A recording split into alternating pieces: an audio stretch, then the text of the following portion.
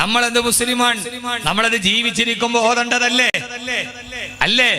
നമ്മൾ മരിച്ച സമയത്ത് മരിച്ചതിന് ശേഷം മറ്റൊരാൾ നമുക്ക് വേണ്ടി ഓതേണ്ടത് മാത്രമല്ലല്ലോ, ആ ഓതുന്നതിന് പ്രതിഫലമുണ്ട്. ഇപ്പൊ ഞാൻ ഇത് പറയുമ്പോ നിങ്ങൾ വേറൊന്നും കരുതണ്ട, ഒന്നും തുറന്നു പറയാൻ പറ്റാത്ത കാലാണ്. കാരണം പകുതി കട്ട് ചെയ്ത് യൂട്യൂബില് പിന്നെ ഫേസ്ബുക്കില് ഇത് മരിച്ചതിന് ശേഷം ഓതിയാൽ പ്രതിഫലമുണ്ട്. ഒരു മരണപ്പെട്ട ആൾക്ക് വേണ്ടി ചെയ്യാൻ കഴിയുന്ന ഏറ്റവും നല്ല കർമ്മമാണ് ഖുർആൻ ഓതൽ. പക്ഷേ അപ്പോഴും മരിച്ചു കിടക്കുന്ന നമ്മുടെ ഭാഗത്ത് വന്ന് നമ്മുടെ മക്കൾ ഓതുന്നത് എന്താ? വാപ്പാ ലിയുൻദിറ മൻ കാന ഹയ്യാ, ലിയുൻദിറ മൻ കാന ഹയ്യാ. മരിച്ചു കിടക്കുന്ന വാപ്പാടെ ചാരത്ത് വന്നിട്ട് മക്കൾ ഖുർആൻ ഓതുമ്പോ ആ മക്കൾ ഓതുന്ന വാപ്പേതെന്നറിയോ? വാപ്പാ ലിയുൻദിറ മൻ കാന ഹയ്യാ. ഇത് ജീവിച്ചിരിക്കുന്നവർക്ക് മുന്നറിയിപ്പ് നൽകാൻ അല്ലാഹു തന്നതാണ് വാപ്പാ. ആരാണ് പാരായണം ചെയ്യുന്നത് മരിച്ചു കിടക്കുമ്പോൾ നമ്മോട് പറയുന്നത്? കാരണം യാസീനിന്റെ പ്രത്യേകത ഏതാ? ഞാനിത് പറയാനുള്ള കാരണം എന്റെ പ്രിയപ്പെട്ട സഹോദരങ്ങളെ തെറ്റിദ്ധരിക്കരുത്. സഹോദരങ്ങളെ, മരണപ്പെട്ടു പോയൊരു മനുഷ്യന് മരണത്തിന് ശേഷം ഓതാ കഥിയ ചെയ്യാൻ കഴിയുന്ന ഏറ്റവും പ്രധാനപ്പെട്ട സൂറത്താണ് സൂറത്ത് യാസീൻ. ഇല്ലകിനു മൗതാകും സൂറത്ത് യാസീൻ. നിങ്ങളിൽ നിന്ന് മരണപ്പെട്ടവർക്ക് വേണ്ടി നിങ്ങൾ യാസീൻ ഓതി ഹദിയ ചെയ്യണേ എന്ന് ഹബീബായ നബി മുഹമ്മദ് മുസ്തഫ സല്ലല്ലാഹു അലൈഹി വസല്ലമ. ഞാനൊന്ന് ചോദിക്കട്ടെ, യാസീന്റെ ഇതിവൃത്തമേതാ? മരിച്ചു കിടക്കുന്ന ആളോട് യാസീൻ ഓതി കൊടുക്കുമ്പോ ആ യാസീനോട് പറയുന്നത് ഖബറിനെ കുറിച്ചല്ലല്ലോ, അവിടെ പറയുന്നത് ഹിസാബിനെ കുറിച്ചല്ലല്ലോ, അവിടെ പറയുന്നത് മീസാനിനെ കുറിച്ച് എത്രയോ കഴിഞ്ഞിട്ടാ പറയുക. ആ മരിച്ചു കിടക്കുന്നവന്റെ മുമ്പിൽ നമ്മൾ ഓതുന്നത് ഏതെന്നറിയുമോ? വൽ ഖമറ ഖദ്ദർനാഹു മനാസില ഹത്താ ആദകൽ റുജൂനിൽ ഖദീം ലശംസു യംബഗി ലഹാൻ തുദിരികൽ ഖമറ വലൽ ലൈലു സാബിഖുൻ നഹാർ വകുല്ലു ഫീ ഫലകി യസ്ബഹൂൻ. നമ്മൾ പറയുകയാണ് വൽ ഖമറ ഖദ്ദർനാഹു മനാസില. ഈ ചന്ദ്ര നക്ഷത്രാദികൾക്ക് അല്ലാഹു കൃത്യമായൊരു ഭ്രമണപഥം നിശ്ചയിച്ചിട്ടുണ്ട്. ഒരിക്കലും സൂര്യൻ പോയി ചന്ദ്രനെ മറികടക്കാറില്ല.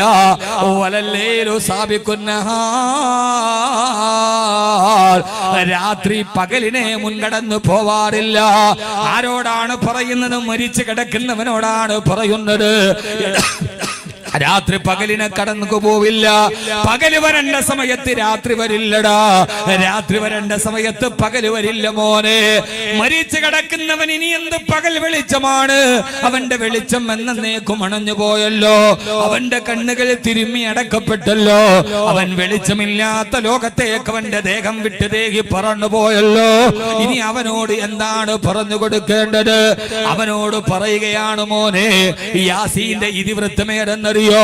എന്തിനാണ് യാസീനിലും മരിച്ചവന് വേണ്ടി ഓതുന്ന യാസീനില് അല്ലാഹു സ്വർഗത്ത് അല്ലാഹു ഈ സൂര്യനക്ഷത്രാദി ഗോളത്തെ കുറിച്ച് പറഞ്ഞത്? പറയുന്നതേതെന്നറിയോ? മോനെ, സൂര്യനെ പടയ്ക്കാൻ കഴിവുള്ള റബ്ബിന്, ചന്ദ്രനെ സൃഷ്ടിക്കാൻ കഴിവുള്ള റബ്ബിന്, ഈ ലോകത്തിന്റെ തുടക്കം മുതൽ ഒടുക്കം വരെ കിഴക്ക് നിന്ന് ഉദിപ്പിക്കാനും പടിഞ്ഞാറസ്തമിക്കാനും കഴിയുന്ന ഈ അല്ലാഹുവിന് നിനക്ക് വേണ്ടി ഒരു സ്വർഗം പണിയാൻ ബുദ്ധിമുട്ടില്ല കേട്ടോ. നിനക്ക് വേണ്ടി ഒരു നരകമൊരുക്കാൻ അല്ലാഹുവിന് പ്രയാസമില്ല. സലാമുൻ ഖൗലൻ മിർ റബ്ബിർ റഹീം വംദാസുൽ യൗമ അയ്യുഹൽ മുജ്രിമൂൻ. ആ പറഞ്ഞ വാക്കിന്റെ അർത്ഥമേതെന്നറിയോ? മാറി നിൽക്കടാ തമ്മാടി. വംദാസുൽ യൗമ അയ്യുഹൽ മുജ്രിമൂൻ. അതിക്രമം കാണിച്ചവനെ മാറി നിൽക്കുക എന്ന് പറഞ്ഞാൽ പരിശുദ്ധ ഖുർആനിലെ പരമപ്രധാനമായ ചില സത്യങ്ങൾ പറഞ്ഞ് ഏകനായ അല്ലാഹുവിനെ തിരിച്ചറിഞ്ഞിട്ട് ഭൂമി ലോകത്ത് ജീവിക്കാൻ കഴിയാത്തവനെ, ഈ ഖുർആൻ പഠിക്കാൻ കഴിയാത്തവനെ, മാറി നിൽക്കടാ ചെമ്മാടി എന്ന് ഖുർആൻ നമ്മോട് പറഞ്ഞു തരുമ്പോ എന്റെ പ്രിയപ്പെട്ട സഹോദരങ്ങളോട് സഹോദരിമാരോട് ജീവിതത്തിൽ 6 അടി മണ്ണിലെ കടക്കം തേരും മണ്ണിട്ട് മൂടുന്നതിന് മുമ്പ് അള്ളാഹുവിന്റെ ഖുർആനിനെ ജീവിതത്തിൽ ഒരു പ്രാവശ്യം അതിന്റെ അർത്ഥസഹിതം ഒന്ന് വായിച്ചറിയാൻ അർത്ഥത്തിന്റെ അഗാധ തലങ്ങളിലോട്ട് കടന്നു ചെല്ലാൻ നിങ്ങൾ പരിശ്രമിക്കണേ. അള്ളാഹു നമുക്ക് തൗഫീഖ് നൽകി അനുഗ്രഹിക്കുമാറാകട്ടെ.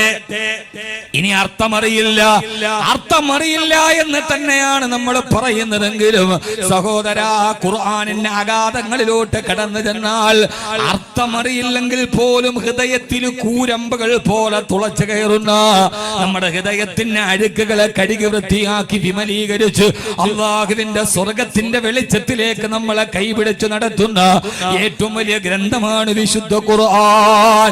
ഒരൊറ്റ കാര്യം നിങ്ങളോട് ഞാൻ പറഞ്ഞുകൊള്ളട്ടെ, അർത്ഥമറിയണമെന്ന് തന്നെ ഇല്ല, അർത്ഥമറിയാത്തവനെ പോലും കരയിപ്പിച്ച അത്ഭുത ഗ്രന്ഥമാണ് ഖുർആൻ. നജ്ജാശി ക്രൈസ്തവനായ നജ്ജാശി രാജാവിന്റെ മുമ്പിൽ അബൂ സുഫിയാൻ കടന്നു ചെല്ലുകയാണ്. ഹബീബായ നബി മുഹമ്മദ് മുസ്തഫ സല്ലല്ലാഹു അലൈഹി വസല്ലമയെയും സഹാബത്തിനെയും ആട്ടിയോടിക്കണം, എത്തോപ്യയിൽ നിന്ന് ആട്ടിയോടിക്കണമെന്ന ആവശ്യവുമായി അല്ലാഹുവിന്റെ റസൂലിന്റെ തല കൊയ്യാൻ കാത്തിരുന്ന അബൂ സുഫിയാൻ നജ്ജാശി എന്ന ക്രൈസ്തവ രാജാവിന്റെ മുമ്പിലെത്തവേ അവിടെ ചരിത്ര പ്രസിദ്ധമായ ഒരു സംഭവം നടന്നിട്ടുണ്ട്. നജ്ജാശി ചോദിച്ചു അബൂ സുഫിയാനോട്, അബൂ സുഫിയാൻ, ഈ മുഹമ്മദ് സല്ലല്ലാഹു അലൈഹി വസല്ലം എന്താണ് നിങ്ങളോട് പറഞ്ഞത്? ഇന്നലകളുടെ പ്രമാണങ്ങളെ തള്ളിപ്പറയാനും നമ്മുടെ ഇന്നലകളുടെ നാട്ടാധാരങ്ങളെ തള്ളിപ്പറഞ്ഞ ആളാണ് മുഹമ്മദ്. അവനൊരു പുതിയ വേദഗ്രന്ഥം ഖുർആനുമായി വന്നിട്ടുണ്ട്. നജ്ജാശി ചോദിച്ചു, ഖുർആനോ? അതെ, ഖുർആൻ എന്നാണ് അതിന് പേര് പറയുക. ആ ഖുർആനിൽ നിന്നൊരു അല്പഭാഗം നിങ്ങളൊന്ന് പാരായണം ചെയ്യുമോ? ശ്രദ്ധിച്ച് കേൾക്കണം. ആർജവത്തോടെ മുസ്ലിം എന്ന് പറയുന്നവർ നജ്ജാശി എന്ന ക്രൈസ്തവ രാജാവിന്റെ മുമ്പിൽ അബൂ സുഫിയാനിന്റെ പ്രതിബന്ധ പ്രകാരം മഹാനായ ജഅഫർ ബിൻ അബീ താലിബ് റളിയല്ലാഹു തആല അൻഹു ആ ഖുർആൻ ഒന്ന് പരിചയപ്പെടുത്തിയത്രേ. മഹാനായ ജഅഫർ റളിയല്ലാഹു തആല പാരായണം ചെയ്തത് ഏതെന്നറിയുമോ? ബിസ്മില്ലാഹിർ റഹ്മാനിർ റഹീം കാഫ് ഹാ യാ ഐൻ സ്വാദ്. പൂർണ്ണ അർത്ഥമില്ലാത്ത 5 അക്ഷരങ്ങൾ, അറബി ഭാഷയിൽ അതേവരെ അവരെ സംസാരിച്ചു കൊണ്ടിരുന്ന 5 അക്ഷരങ്ങൾ. കാഫ് ഹാ യാ ഐൻ സ്വാദ്. അർത്ഥം എന്തെന്ന് പോലും തിരിച്ചറിയാൻ കഴിയാത്ത 5 അക്ഷരങ്ങളിലൂടെ ജഅഫർ റളിയല്ലാഹു തആല എന്ന നാവിലൂടെ അല്ലാഹുവിന്റെ ഖുർആൻ പാരായണം ചെയ്യപ്പെട്ടപ്പോ ഇത് കേട്ട ക്രൈസ്തവ രാജാവായ നജ്ജാശിയുടെയും തൗറാത്തിൽ അവഗാഹ പാണ്ഡിത്യമുള്ള 100 കണക്കിന് പണ്ഡിതന്മാര് പരന്നിരിക്കുന്ന ആ രാജസദസ്സിൽ ഈ ശബ്ദം കേട്ടപ്പോ നജ്ജാശിയുടെ കവിൾ തടത്തിലൂടെ കണ്ണുനീര് തടം തല്ലിയാ തുടങ്ങിയത്രേ. എന്റെ പ്രിയപ്പെട്ട സഹോദരാ, ഏത് അർത്ഥം മനസ്സിലാക്കിയിട്ടാണ്? അർത്ഥമറിയാത്ത 5 അക്ഷരങ്ങൾ കേട്ടപ്പോൾ തന്നെ ക്രൈസ്തവ രാജാവായ നജ്ജാശിയുടെ കവിൾ തടത്തിന്റെ ഓരങ്ങളിൽ കണ്ണുനീര് തുള്ളികൾ ഉൽപ്പാദിപ്പിക്കാൻ കഴിഞ്ഞാൽ ആ വിശുദ്ധ ഗ്രന്ഥത്തിന്റെ പേരാണ് മഹിലൻ ഹദാകല്ലദീ അഅതാക നാഫിലത്തുൽ ഖുർആനി ഫീഹി മവാഇലു വതഫ്സീലു ലഹാ മആനിൻ കമൗജിൽ ബഹരി ഫീ മദദി വഫൗക ജൗഹരിഹി ഫിൽ ഹുസ്നി വൽ ഖിയമി. നമ്മുടെ പഴയകാല വാദനക്ക് ഇങ്ങനെ എല്ലാ കാരണവന്മാരും ഉറക്കപ്പാടും. ഇപ്പം മൗലായ എന്നൊക്കെ പറഞ്ഞാൽ അതൊക്കെ ഇപ്പൊ എയർടെല്ലിന്റെ ടൂണില്ല. ഒരാട്ടവും പാട്ടവും അതൊന്നും കൽബിലോട്ട് ഇറങ്ങൂല. പാര് നടത്തട്ടെ, അതൊന്നും എനിക്ക് വിഷയമല്ല. ഇപ്പൊ എന്താവട്ടെ ഏതാവട്ടെ, എന്നെ വിമർശിച്ചാൽ എനിക്ക് വല്ലാഹി ഒരു പേടിയില്ല. പക്ഷെ അതൊന്നും ഇമാം ബൂസൂരി റഹിമഹുല്ലാഹുടെ മദ്ഹുൻ നബിയിൽ മുസ്തഫ സല്ലല്ലാഹു അലൈഹി വസല്ലം ആ നബി തങ്ങളുടെ മദ്ഹ് കൽബിന്റെ ഉള്ളിലോട്ട് ഇറങ്ങൂല. അതൊരു ഒരു ആസ്വാദനമായിരിക്കാം, അത് തൊലിപ്പുറത്ത് നിൽക്കും അല്ലേ? നിങ്ങൾക്ക് ഞാൻ പറയണോണ്ട് എന്നോട് എന്തെങ്കിലും ഒരു അതൃപ്തി ഉണ്ടോ?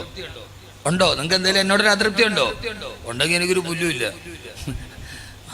ഒരു കാര്യം പറയുന്നതിന് ആ പഴയ കാലത്ത് നമ്മൾ അങ്ങനെ തന്നെ പറയുമ്പോൾ അത് നമ്മുടെ ഹൃദയത്തിലേക്ക് ഇറങ്ങുന്ന വാക്കുകളാണ്. അത് മദ്ഹുൻ നബിയിൽ മുസ്തഫ സല്ലല്ലാഹു അലൈഹി വസല്ലം. അതുകൊണ്ട് സഹോദര സഹോദരി, ഒറ്റ കാര്യമേ എനിക്ക് പറയാനുള്ളൂ. ഈ ഇരുള് മാറണമെങ്കിൽ ആ ഇരുട്ടിന്റെ ഉള്ളിൽ വെളിച്ചമുണ്ടാവും. നമ്മുടെ മക്കളുടെ ഹൃദയത്തിൽ ഇരുണ്ടുകൂടിയ ഇരുട്ട്, നമ്മുടെ ഹൃദയത്തിൽ കൂടുകൂടിയ ഇരുട്ട്, നമ്മുടെ ഭാര്യയെ കടന്നു പിടിച്ച ഇരുട്ട്, ആ ഇരുട്ടൊക്കെ മാറണമെങ്കിൽ അതിന്റെ ഉള്ളിൽ, ഹൃദയത്തിന്റെ ഉള്ളിൽ വെളിച്ചം കൊളുത്തണം. വേണ്ടേ? ആ വെളിച്ചമാണ് കിതാബുൻ അൻസൽനാഹു ഇലൈക ലിതുഖ്രിജൻ നാസ മിനൽ ദുലുമാതി ഇലൻ നൂർ. മനുഷ്യരെ ഇരുട്ടിൽ നിന്ന് വെളിച്ചത്തിലേക്ക് നയിക്കാനാണ് ഈ ഖുർആനിനെ ഞാൻ അവതരിപ്പിച്ചത്. അതുകൊണ്ട് ഈ ഖുർആൻ നമ്മുടെ വീടിന്റെ വെളിച്ചമാകും, നമ്മുടെ മനസ്സിന്റെ വെളിച്ചം, നമ്മുടെ വീടിന്റെ വെളിച്ചം, നമ്മുടെ കുടുംബത്തിലെ വെളിച്ചം, നമ്മുടെ കടയിലെ വെളിച്ചം, അത് ഈ ഖുർആന്റെ വെളിച്ചമാകണം. അള്ളാഹു തൗഫീക്ക് നൽകട്ടെ. ഒന്ന് ആമയും പറ മനുഷ്യന്മാരെ. നമ്മളൊരു ആമയും പറയാൻ തന്നെ നമുക്ക് വലിയ പാടാണ്. അള്ളാഹു നമ്മളെ അങ്ങനെ ആക്കി തരട്ടെ. ആ വെളിച്ചത്തിലൂടെ എല്ലാവരുടെ വെളിച്ചം കിട്ടില്ല. ഉമറിന്റെ ഹൃദയം മുഴുവനും ഇരുട്ടായിരുന്നു, അല്ലേ? ഉമർ റളിയല്ലാഹു തആല അൻഹുവിനെ കുറിച്ച് പ്രസംഗിച്ച് ഞാൻ നന്നായിട്ട് പ്രസംഗിച്ചിട്ടുണ്ട്. കേട്ടിട്ടില്ല നിങ്ങള്? ഇല്ലേ? ഞാൻ കഴിഞ്ഞ ആഴ്ച എയർപോർട്ടിലേക്ക് യാത്ര ചെയ്ത ഒരു പാലക്കാടുകാരൻ എന്നെ വിളിച്ചോടും, ഉസ്താദെ ലോറി ഡ്രൈവറാണ്, നാഷണൽ പെർമിറ്റ് ലോറി ഓടിക്കലാ ജോലി. അതുകൊണ്ട് തന്നെ കയ്യിലില്ലാത്ത ഗുരുത്തക്കേടൊന്നും ഉണ്ടായിരുന്നില്ല. ഒരിക്കലും ലോറി വന്നപ്പോ എന്റെ കൂടെ ഇന്ന് ക്ലീനർ ഉസ്താദിന്റെ ഒരു പ്രസംഗം വെച്ചു, ഉമർ റളിയല്ലാഹു തആല അൻഹുവിന്റെ പ്രസംഗം. അത് കേട്ട് നന്നായതാ. പിന്നെ ഇപ്പൊ ഉസ്താദെ ദുശീലങ്ങളൊക്കെ ഉപേക്ഷിച്ചു, 5 വക്ത് നിസ്കാരമൊക്കെ ഉണ്ട്, ഉസ്താദ് ഒന്ന് ദുആ ചെയ്യണേ. ഒരു നാഷണൽ പെർമിറ്റ് ലോറിക്കാരൻ. ഉമറിന്റെ ചരിത്രം കേട്ടാ മാറാത്ത മനസ്സാരുടെ. അള്ളാഹു അദ്ദേഹത്തെ അങ്ങനെ നിലനിർത്തി കൊടുക്കട്ടെ. ഒരാമയും പറ മനുഷ്യന്മാരെ. ഒരു മനുഷ്യന്റെ ഹിദായത്തല്ല. ഉസ്താദെ ദുആ ചെയ്യണേന്ന് എന്നോട് പറഞ്ഞു. ഞാൻ ആ ഹക്ക് വീട്ടി. അള്ളാഹു അദ്ദേഹത്തിന് വെളിച്ചം നിലനിർത്തി കൊടുക്കട്ടെ. ആദരവായ പ്രവാചകൻ നബി മുഹമ്മദ് മുസ്തഫ സല്ലല്ലാഹു അലൈഹി വസല്ലമ വരുന്ന കാലഘട്ടത്തിലാണ് ഉമർ. ആ ഉമറിന്റെ ഹൃദയത്തിൽ വെളിച്ചമുണ്ടായിരുന്നില്ല. ഏതുവരെ? ലാ യസ്ലഹു വലദു ഖത്താബ് ഹത്താ യസ്ലഹു ഹിമാറു ഖത്താബ്. ഖത്താബിന്റെ വീട്ടിൽ വളർത്തണ കഴുത നന്നായാലും ഖത്താബിന്റെ മകൻ ഉമർ നന്നാവില്ല എന്ന് എഴുതി തള്ളിയിരുന്നു ആ നാട്. നിങ്ങളൊന്ന് ആലോചിച്ച് നോക്കാൻ. അപ്പൊ ആ മനുഷ്യനേക്കാൾ വലിയ പോക്കറി ആരെങ്കിലും ഉണ്ടോ?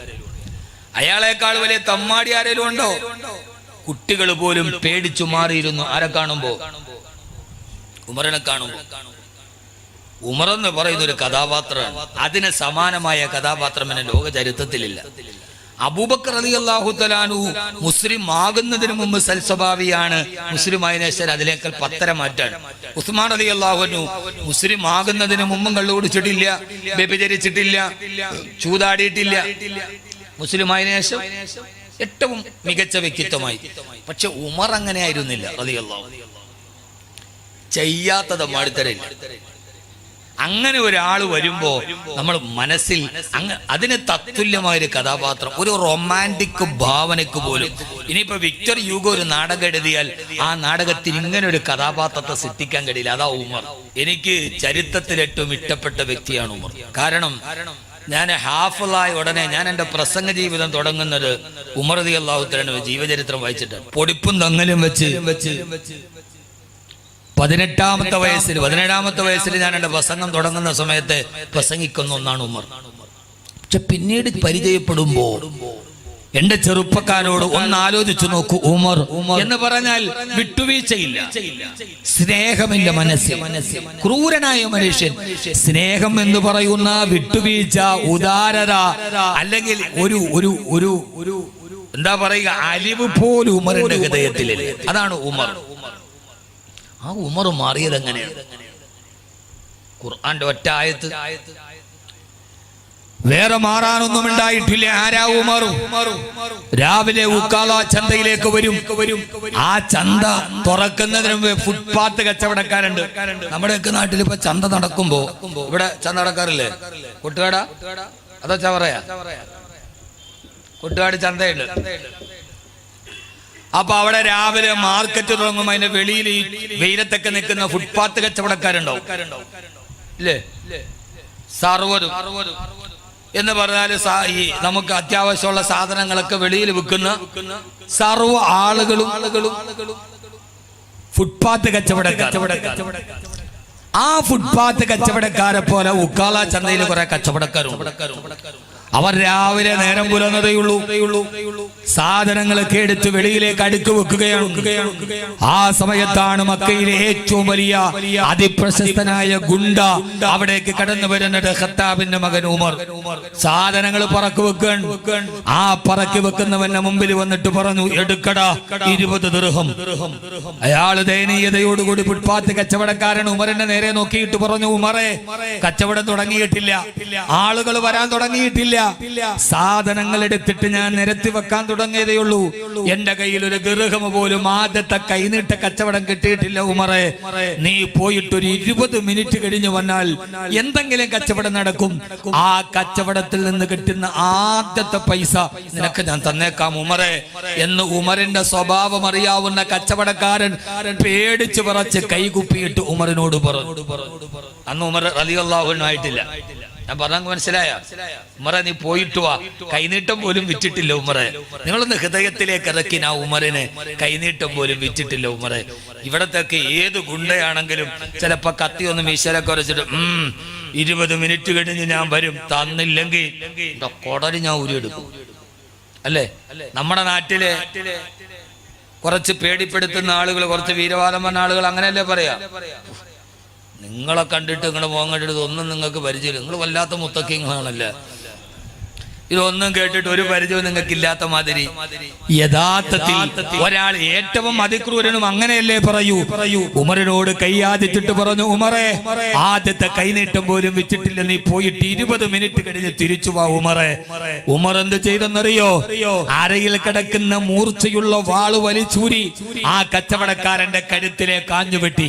അയാളുടെ ശിരസറ്റ കമന്നം മറുഭാഗത്തേക്ക് മലന്നു വീണപ്പോ ആ മലന്നു വീണ മനുഷ്യന്റെ കയ്യിലേക്ക് വലത്തെ കാലുകൊണ്ട് ചവിട്ടി ഇടത്തെ കയ്യിലിരിക്കുന്ന കത്തി കൊണ്ടവന്റെ കൈപ്പത്തിയിൽ കുത്തി ആ കൈ മുകളിലോട്ട് വലിച്ചെടുത്ത കയ്യെ കത്തിയിൽ കുത്തിയിട്ട് വാളിന്റെ തലപ്പത്ത് കുത്തിയിട്ട് പൊക്കിയെടുത്ത ആ കയ്യിൽ ഇടത്തെ കൈ കൊണ്ട് പിടിച്ച് ആ മനുഷ്യന്റെ ശിരസറ്റ കബന്ധം ചോരയിൽ കുളിച്ചു കിടക്കുന്ന കച്ചവടക്കാരന്റെ വലത്തെ കയ്യിലെ തള്ളവരൽ തന്റെ വാളുകൊണ്ട് വെട്ടിയെടുത്ത് ആ വെട്ടിയെടുത്ത തള്ളവരൽ തന്റെ കഴുത്തിൽ കിടക്കുന്ന മാല ഒരു മുള്ളുകൊണ്ട് കോർത്ത് കഴുത്തിൽ മാലയിൽ കെട്ടിത്തൂക്കിയിട്ടു. ആ നിരപരാധിയായ മനുഷ്യന്റെ കൈവിരലിലൂടെ ഒലിച്ചിറങ്ങുന്ന ചുടുരക്തം ഉമറിന്റെ നെഞ്ചകത്തിലൂടെ ഒലിച്ചിറങ്ങുമ്പോ ഭയചകിതരായിരുന്ന ആ കമ്പോളത്തിലെ അടുത്ത കച്ചവടക്കാരന്റെ മുമ്പിൽ പോയിട്ട് പറഞ്ഞു, ഉമറിന്റെ വാളിന്റെ തലപ്പിലൂടെ ആ മനുഷ്യന്റെ രക്തം ഇറ്റിട്ട് വീഴുന്നുണ്ട്, എടുക്കടാ 20 ദിർഹം. ആ മനുഷ്യൻ പേടിച്ചരണ്ട് തന്നെ മടിശീലയിൽ നിന്ന് ദിർഹമെടുത്ത് ഉമറിന്റെ കയ്യിലോട്ട് കൊടുത്തപ്പോ അവിടെ നിൽക്കുന്ന മുഴുവൻ കച്ചവടക്കാരുടെ നേരെ നോക്കിയിട്ട് വാളു ചുരട്ടിയ ഉമർ, ഈ ഉമറിന് ഇപ്പോൾ 20 ദിർഹം തന്നില്ലെങ്കിൽ എന്റെ മാലയുടെ മുള്ളിൽ കോർത്ത് കിടക്കുന്നത് അടുത്തത് നിന്റെ തള്ളവരലാകുമെന്ന് പറയാതെ പറഞ്ഞ ഖത്താബിന്റെ മകൻ ഉമർ, മനസ്സിലെ അറിവില്ലാത്ത ഉമർ, വിട്ടുവീഴ്ചയില്ലാത്ത സ്നേഹം കരുണയെന്തെന്ന് വികാരം അറിഞ്ഞില്ലാത്ത ഖത്താബിന്റെ മകൻ ഉമർ, ഈ ഉമറാണ് ഊരിപ്പിടിച്ച വാളുമായിട്ട് അല്ലാഹുവിന്റെ റസൂലിന്റെ കഴുത്തുവെട്ടാൻ പോകവേ ആ പോകുന്ന വഴിയിലാണ് സഹോദരി ഫാത്തിമയുടെ വായിൽ നിന്നൊരു വാക്ക് കേൾക്കുന്നത്. ബിസ്മില്ലാഹിർ റഹ്മാനിർ റഹീം. ത്വാഹ ത്വാഹ. അതേവരെ അറബി ഭാഷയിൽ താൻ സംസാരിച്ചു കൊണ്ടിരുന്ന 2 അക്ഷരങ്ങൾ കൂട്ടിച്ചേർത്തിട്ട് സഹോദരി ഫാത്തിമയുടെ നാവിലൂടെ ഒരു ശബ്ദം വരുമ്പോ ഉമർ ചിന്തിച്ചു, പത്ര ഇത് എന്തോ ഒരു സുന്ദരമാണ് ഇത് കേൾക്കാൻ. കാട്ടാളന്റെ കാലിൽ ചങ്ങല കെട്ടിട്ടതുപോലെ പിടിച്ചു നൽകിയപ്പോ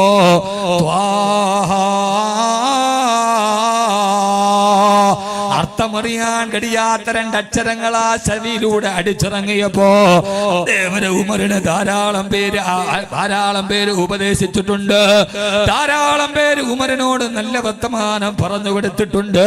ഒരു നല്ല വാക്ക് പോലും ചെവിയിലൂടെ അകത്തോട്ട് കയറാത്ത കാട്ടാളനായ ഉമറിന്റെ ഹൃദയത്തിലേക്ക് അല്ലാഹുവിന്റെ ഖുർആനിന്റെ വാക്കുകൾ ഇറങ്ങിയപ്പോ അത് അർത്ഥമറിഞ്ഞിട്ടായിരുന്നില്ലല്ലോ സഹോദരാ. അർത്ഥമറിയാത്ത 2 അക്ഷരങ്ങൾ കൂട്ടിച്ചേർത്ത് പറഞ്ഞപ്പോ അത് കേട്ട ഉമർ റളിയല്ലാഹു തആല നിശ്ചലനായി നിൽക്കവേ എവിടെ നിന്നാണ് ഈ വാക്ക് വരുന്നത്? ഇതാരുടെ വാക്കാണത്? അപ്പോഴാണ് പിന്നെ കേൾക്കുന്നത് ഇന്നനീ അനല്ലാഹ് ലാ ഇലാഹ ഇല്ലാ അന ഫഅ്ബുദ്നി وأقم الصلاة لذكري. ഉമറേ ഞാൻ ആരെന്നറിയുമോ? ത്വാഹ ഞാൻ ആരെന്നറിയുമോ? ഉമറേ മാ അൻസൽനാ അലൈക്കൽ ഖുർആന ലിതഷ്ഖാ.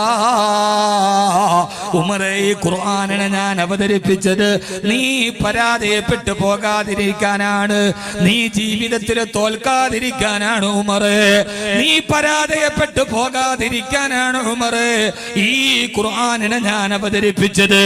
അസുരനായ കാട്ടാളനായ ഉമറിന് തോന്നി ഞാൻ പരാജയത്തിലാണല്ലോ, ഞാൻ വ്യഭിചാരത്തിലാണല്ലോ, ഞാൻ മദ്യപാനത്തിലാണല്ലോ, എല്ലാം നഷ്ടപ്പെട്ട ജീവിതമാണല്ലോ എന്റേത്. 6 അടി മണ്ണിലേക്ക് പോയാലും പിന്നെ എന്റെ അവസ്ഥ ഏതാ? സഹോദര 20 ദിർഹം ചോദിച്ചിട്ട് അരമണിക്കൂർ കഴിഞ്ഞ് വരാൻ പറഞ്ഞവന്റെ കൈവിരൽ വെട്ടിയെടുത്തിട്ട് കഴുത്തിന് മാലയായി കോത്തിട്ട ഉമറാണ്. ഈ ഒരൊറ്റ വാക്ക് കേട്ടപ്പോ പിന്നെ ഉമറാരായി മാറിയെന്നറിയുമോ? ചരിത്രം വിശദീകരിച്ചു പറയലെന്റെ യാതൊരുവിധ ലക്ഷ്യത്തിന് പെട്ടതല്ല. പാതിരാവിന്റെ നിശബ്ദതയിൽ കിടന്നു പോകുമ്പോ തന്റെ തലയുടെ മുകൾ ഭാഗത്ത് ഗോതമ്പ് മാവ് ചുവന്നുകൊണ്ട് പാവപ്പെട്ടവർക്ക് ഭക്ഷണം കൊടുത്ത ഗർഭിണികളായ അഭയാർത്ഥികൾ വരുമ്പോ പാതിരാത്രിയിൽ ഉറക്കമളച്ച് അവർക്ക് കൂട്ടുനിന്ന പാവപ്പെട്ട രോഗികളെ സംരക്ഷിക്കാൻ പാതിരാത്രിയിൽ ഉറക്കമളത്ത് യാത്ര ചെയ്ത ഉമർ. പിന്നീട് ഉമറിന് രാത്രിയിൽ ഉറക്കമില്ലത്രേ. അപ്പോഴാണ് കൂട്ടുകാര് പറഞ്ഞത്, ഉമറേ എന്തിനാണ് ഉമറേ, എന്തിനാണ് ഉമറേ ഇങ്ങനെ ഉറക്കമളക്കുന്നത്? എന്തിനാണ് ഉമറേ? എത്രയോ മാസങ്ങളായി നിങ്ങൾ ഉറങ്ങിയിട്ട് ആളുകൾക്ക് ഭക്ഷണം കൊടുക്കാൻ, രോഗികളെ പരിഹരിക്കാൻ എത്രയോ നാളുകളായി നിങ്ങൾ കഷ്ടപ്പെടുകയാണ്. അതുകൊണ്ട് ഇന്നെങ്കിലും നിങ്ങൾ പോയി ഉറങ്ങണേ, ഇന്ന് നിങ്ങൾ ചെയ്യുന്ന ജോലി ഞങ്ങൾ ചെയ്തു കൊള്ളാം എന്ന് കൂട്ടുകാര് വന്ന് പറയവേ ഉമർ റളിയല്ലാഹു തആല പറഞ്ഞ ഒരു മറുപടിയുണ്ട്. എന്നെ ചതിക്കല്ല കൂട്ടുകാരെ, എന്നെ നിങ്ങൾ നരകത്തിലോട്ട് വലിച്ചെറിയുകയാണോ? ഉമറേ നിനക്ക് നരകമോ? ആ സമയത്താണ് നെഞ്ചിലടിച്ചിട്ട് ഉമർ പറഞ്ഞത്, എന്തിനാണ് പാതിരാത്രിയിൽ ഞാൻ ഈ ഗോതമ്പ് ചുമക്കുന്നതെന്നറിയുമോ? പാവപ്പെട്ട രോഗികളുടെ മലവും മൂത്രവും കഴുകുന്നത് എന്തിനെന്നറിയുമോ? ഉമറിന്റെ ഭൂതകാലത്തിന്റെ രാത്രികൾ നല്ലതായിരുന്നില്ല. എനിക്ക് മദ്യപിക്കാത്ത രാത്രി ഉണ്ടായിരുന്നില്ല, എനിക്ക് വ്യഭിചരിക്കാത്ത രാത്രി ഉണ്ടായിരുന്നില്ല. ഹബീബായ നബി മുഹമ്മദ് മുസ്തഫ സല്ലല്ലാഹു അലൈഹി വസല്ലമയുടെ ചാരത്ത് വന്ന് മുസ്ലിം ആകുന്നത് വരെ ഉമർ വ്യഭിചരിക്കാത്ത രാത്രിയില്ല, ഉമർ മദ്യപിക്കാത്ത രാത്രിയില്ല. അതുകൊണ്ട് ഞാൻ ഇന്നലകളിൽ ചെയ്തു പോയ രാത്രികളുടെ തെറ്റുകൾക്ക് പകരം ചെയ്യാനാണ് ഞാൻ ഈ രാത്രികളിലെ നന്മകൾ ചെയ്യുന്നതെന്ന് പൊട്ടിക്കരഞ്ഞുകൊണ്ട് പറഞ്ഞ ഉമർ റളിയല്ലാഹു തആല അൻഹു അവസാനം മദീനത്തെ പള്ളിയിൽ മരിക്കുന്നതിന് തൊട്ടു മുമ്പ് ഖുത്ബ ഓതുമ്പോ ആ ഖുത്ബയിൽ വെച്ചിട്ട് ദുആ ചെയ്യുകയാണ്, അല്ലാഹുവേ അല്ലാഹുവേ അല്ലാഹുവേ അല്ലാഹുമ്മ ർസുഖ്നി ഷഹാദതൻ ഫീ ബലദി റസൂലിക. അല്ലാഹുവേ അല്ലാഹുവേ എനിക്ക് മരിക്കുന്ന സമയം ഹബീബായ നബി തങ്ങളുടെ മദീനയിൽ കിടന്ന് ഷഹീദായി മരിക്കണം റബ്ബേ. ഉമറിന്റെ അവസാനത്തെ ആഗ്രഹം ഇതാണ്. എന്റെ പ്രിയപ്പെട്ട ചെറുപ്പക്കാരോട്, എന്റെ പ്രിയപ്പെട്ട ശുഭിത യൗവനത്തോട് ആരൊക്കെയോ പറയുന്നത് കേട്ട് അന്ധകാരത്തിന്റെ വിളനിലങ്ങളിലൂടെ നടന്നുപോയ, ശപിക്കപ്പെട്ട നിഷ്ക്രിയത്വത്തിന്റെ ഇരുണ്ട തുരുത്തുകളിലൂടെ നടന്നുപോയ അന്ധവിശ്വാസങ്ങളെയും അശ്ലീലങ്ങളെയും അനാചാരങ്ങളെയും ഹൃദയത്തിലോട്ട് ചേർത്ത് വെച്ച എന്നെ ആരും ഉപദേശിക്കണ്ടടാ എന്ന് പറഞ്ഞ ക്ഷുഭിത യൗവനമേ, ഈ കാട്ടാളനായ ഉമറിന് മരിക്കുന്ന സമയത്ത് ഏറ്റവും വലിയ ആഗ്രഹം ഏടെന്നറിയോ? എനിക്കെന്റെ ഹബീബായ മുത്തിന്റെ മദീനയിൽ കിടന്ന് മരിക്കണം. ഏത് മുത്തെന്നറിയുമോ? കഹ്ഫുൽ വറാ ശംസുല്ലുഹാ ബദറുദ്ദുജാ. ആരുടെ കഴുത്ത് വെട്ടാൻ കത്തിയുമെടുത്തിട്ട് പോകുമ്പോഴാണോ ഞാൻ ഇസ്ലാമിന്റെ വെളിച്ചം കണ്ടത്, ആരുടെ കഴുത്ത് വെട്ടാനാണോ ഞാൻ എന്റെ ജീവിതത്തിൽ ഇറങ്ങി തിരിച്ചത്, അതേ നേതാവിന്റെ ചാരത്ത് കിടന്ന് എനിക്ക് മരിക്കണം. സഹാബത്തിനോട് ദുആ ചെയ്യുമ്പോ സഹാബത്ത് ആമീൻ പറയുന്നില്ല. ബഹുമാനപ്പെട്ട ഉമർ റളിയല്ലാഹു തആല മിമ്പറിൽ നിന്ന് വിളിച്ചു പറഞ്ഞു അത്രേ, സഹാബാ അമ്മിനൂ റഹ്മക്കുമുല്ലാഹ്, നിങ്ങളൊന്ന് ആമീൻ പറയണേ. ഇത് ഉമറിന്റെ അവസാനത്തെ ആഗ്രഹമല്ലേ? നിങ്ങളൊന്ന് ആമീൻ പറയാത്തതെന്താ? ഉമറെ, എങ്ങനെയാണ് ആമീൻ പറയുന്നത്? നിന്റെ ആഗ്രഹം നടക്കില്ലല്ലോ ഉമറെ. യുദ്ധം ചെയ്താലല്ലേ ഷഹീദാവാൻ പറ്റൂ. മദീനയിലെ യുദ്ധം പാടില്ലല്ലോ ഉമറെ. പിന്നെങ്ങനെയാ മദീനയിൽ നീ ഷഹീദാവുക? മദീനയിൽ വെച്ച് പിതാവിന്റെ കൊലപാതകയെ കണ്ടാൽ പോലും യുദ്ധം ചെയ്യരുതെന്നല്ലേ? മദീന എത്രയേറെ പവിത്രമല്ലേ? പക്ഷേ ഉമർ റളിയല്ലാഹു അൻഹു നിരാശനായില്ല. സഹോദരാ, എപ്പോഴും ദുആ ചെയ്തു, റബ്ബേ എനിക്കെന്റെ ഹബീബായ മുത്തിന്റെ മദീനയിൽ രക്തസാക്ഷിയായിട്ട് മരിക്കണം. അതുകൊണ്ടാണല്ലോ സുബഹി നമസ്കാരത്തിന് പള്ളിയിലേക്ക് പോകുമ്പോ അതിന് തലേ ദിവസം ചന്തയിലൂടെ മരിക്കുന്നതിന്റെ തൊട്ട് തലേ ദിവസം ചന്തയിലൂടെ നടക്കുമ്പോ അബൂ ലുലുഅ എന്ന മജൂസിയെ കണ്ടു. ഉമർ റളിയല്ലാഹു അൻഹു സഹാബത്തിന്റെ കൂടെ നടക്കാണ്. ചോദിച്ചു, അബൂ ലുലുഅ, നീ ഒരു ആസുകല്ല് ഉണ്ടാക്കി എന്ന് പറയുന്നത് കേട്ടല്ലോ. അബൂ ലുലുഅ പറഞ്ഞു അത്രേ, അതെ, ഞാനൊരു ആസുകല്ല് ഉണ്ടാക്കിയിട്ടുണ്ട്. അതിന്റെ പ്രസിദ്ധി നാളെ ലോകം മുഴുവനും വ്യാപിക്കും ഉമറേ. ഭീഷണിയുടെ സ്വരത്തിൽ പറഞ്ഞപ്പോ ഉമർ റളിയല്ലാഹു അൻഹു സഹാബത്തിനോട് പറഞ്ഞു, സഹാബാ, ഇവൻ എന്നെ ഭീഷണിപ്പെടുത്തുകയാണോ എന്ന് പറഞ്ഞതിന്റെ പിറ്റേ ദിവസം പള്ളിയിലെ സുബഹി നമസ്കാരത്തിന് പോകുമ്പോഴാണ് ഉമർ റളിയല്ലാഹു തആല നിസ്കാരത്തിൽ കൈകെട്ടി നിൽക്കുകയാണ്. ഒന്നാമത്തെ റക്അത്ത് പൂർത്തിയായി. രണ്ടാമത്തെ റക്അത്തിലോട്ട് കിടക്കുമ്പോഴാണ് അബൂ ലുലുഅ പാഞ്ഞെടുക്കുന്നത്. ഇരട്ട തലയുള്ള, ഇരട്ട മൂർച്ചയുള്ള, രണ്ട് ഭാഗത്ത് ഇരുതല മൂർച്ചയുള്ള കടാര കൊണ്ട് ആദ്യം വയനെഞ്ചിലേക്ക് ആഞ്ഞുകുത്തി. ഉമർ റളിയല്ലാഹു തആലവിന്റെ പൊക്കിളിന്റെ മുകൾ ഭാഗത്തേക്ക് ആഞ്ഞുകുത്തി. ആ കുത്തിയ ഭാഗത്തിലൂടെ കുടൽ മാലകളെ കീറി മുറിച്ച് കത്തിയുടെ ഒരു ഭാഗം അകത്തേക്ക് കയറി. ഉമർ റളിയല്ലാഹു അൻഹു ഓ എന്ന് നിലവിളിച്ചപ്പോൾ അബൂ ലുലുഅക്ക് പരിഭ്രാന്തിയായി. ഉമർ മരിച്ചില്ലെങ്കിലോ? ആയോധന വിദഗ്ധനും അധികായനുമായ ഉമറാണ്. ആ കത്തി അതേപടി വലിച്ചോരി മറുഭാഗം കൊണ്ട് തൊണ്ടക്കുടിയിലേക്ക് കുത്തി ഇറക്കിയപ്പോ ഉമർ റളിയല്ലാഹു തആല കുടൽമാല വെളിയിലേക്ക് ചെറുതെറിച്ച് ഉമർ റളിയല്ലാഹു അൻഹു ബോധരഹിതനായി താഴോട്ട് വീഴുന്നു. സഹാബത്തിലെ അബൂ തൽഹ റളിയല്ലാഹു തആല ഇമാമ നിൽക്കുന്നു.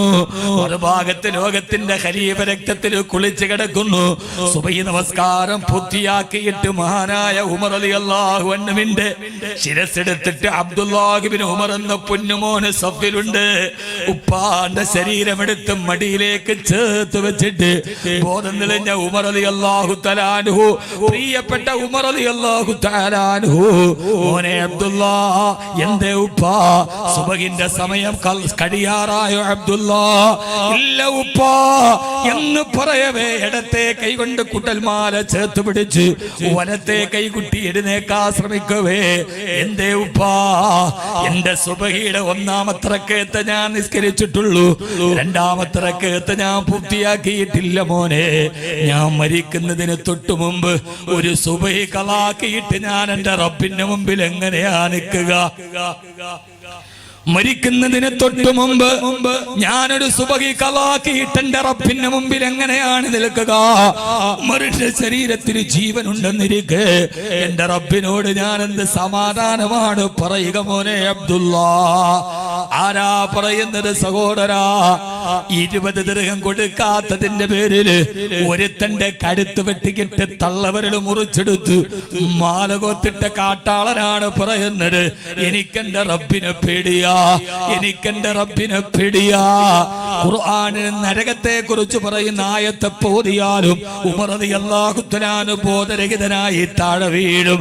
സഹോദരാ, ലോക ചരിത്രത്തിന്റെ കാട്ടാള ചരിത്രത്തിൽ നിന്ന് ലോക ചരിത്രത്തെ വ്യക്തിത്വം വ്യക്തിത്വത്തിന്റെ ധവളപ്രകാശം കൊണ്ട് ലോകചരിത്രത്തെ വിസ്മയിപ്പിച്ച ഉമർ റളിയല്ലാഹു അൻഹുവിന്റെ ഹൃദയത്തിന് മാറ്റം കൊടുത്ത ശക്തി ഏതാ?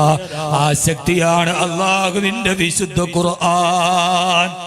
അല്ലാഹുവിന്റെ വിശുദ്ധ ഖുർആൻ ഏത് ഹൃദയത്തിന്റെ ഇരുട്ടിലേക്ക് തുളച്ചു കയറുന്ന വിശുദ്ധ ഖുർആൻ.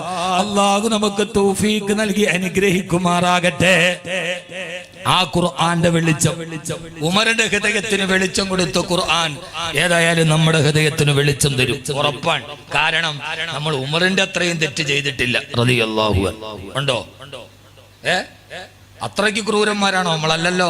അപ്പൊ ഏതായാലും ഈ ഖുർആന്റെ അടുക്കലേക്ക് നമ്മൾ സഞ്ചരിച്ചാൽ ഇൻഷാ അല്ലാഹ് ഈ ഖുർആൻ നമ്മുടെ ഹൃദയത്തിന് വെളിച്ചം തരും, ഉറപ്പാണ്. അള്ളാഹു നമുക്ക് ഖുർആനിലേക്ക് അടുക്കാൻ അള്ളാഹു തൗഫീഖ് നൽകട്ടെ. ആമീൻ പറ മനുഷ്യന്മാരെ. അള്ളാഹു നമുക്ക് ആ ഖുർആനിലേക്ക് അള്ളാഹു നടക്കാൻ തൗഫീഖ് നൽകട്ടെ. ആമീൻ പറയ്. ഇന്നിപ്പോ ഒരു ജുസ് ഇന്നത്തെ ദിവസം ഖുർആൻ ഓതി ആരൊക്കെ ഉണ്ടെന്ന് കൈവക്കാൻ പറഞ്ഞ ഒരു ജുസ് ഇന്ന് ഖുർആൻ ഓതിയവർ കൈവക്കാൻ പൊക്കണ്ട, ഉള്ള ചീത്ത പേര് കളയണ്ട. അങ്ങനെ ഇരിക്കട്ടെ. ഞാൻ പറയുന്നത് നമുക്ക് എല്ലാമായിട്ടും ബന്ധമുണ്ട്. ഖുർആനുമായിട്ട് എന്താ ബന്ധം എന്ന് പറയും. ഇപ്പൊ ഞാൻ നിങ്ങളോട് ചോദിക്കാം, നിങ്ങളുടെ വീട്ടിലെ ഖുർആൻ എന്തിയെന്ന് ചോദിച്ചാൽ ആ സമയത്ത് നിങ്ങൾ പറയും, ഉസ്താദേ ഞങ്ങളുടെ വീട്ടിലെ ഖുർആൻ ആരും എടുക്കാതെ പൊടി പറ്റാതെ ഒരു തുണിയുടെ സഞ്ചിയുടെ കവറ് തയ്ച്ച് ആ കവറിന്റെ അറ്റത്തൊരു വള്ളി കെട്ടി നന്നായിട്ട് കെട്ടി ഭദ്രമാക്കി അലമാരിയുടെ ഏറ്റവും മുകളിൽ വെച്ചിട്ടുണ്ട്. അല്ലേ അല്ലേ? ഒന്ന് രണ്ട് പേരൊക്കെ പറയാം, ഒന്ന് രണ്ട് പേരൊക്കെ നാദിറുക്കൽ മഅ്ദൂം അങ്ങനെ അല്ലേ? എന്താ നിങ്ങൾ അവനാനെ കുറിച്ച് ചോദിച്ചോ ഉണ്ടായിരിക്കണേ? യഥാർത്ഥത്തിൽ അങ്ങനെയല്ലേ നമ്മുടെ വീട്ടിലെ ഖുർആന്റെ അവസ്ഥ? ഖുർആൻ തൊടാതിരിക്കാനുള്ളത്, ഈ ഖുർആൻ ഓതാനുള്ളത്. എന്തെങ്കിലും അങ്ങ് പറഞ്ഞു പോണത് കൊണ്ടല്ലോ, വകല് കഴിയുമ്പോൾ ആർക്കെങ്കിലും ഈ ഖുർആൻ ഒന്ന് പഠിക്കണമെന്ന് തോന്നുന്നു. അള്ളാഹു തൗഫീഖ് നൽകട്ടെ.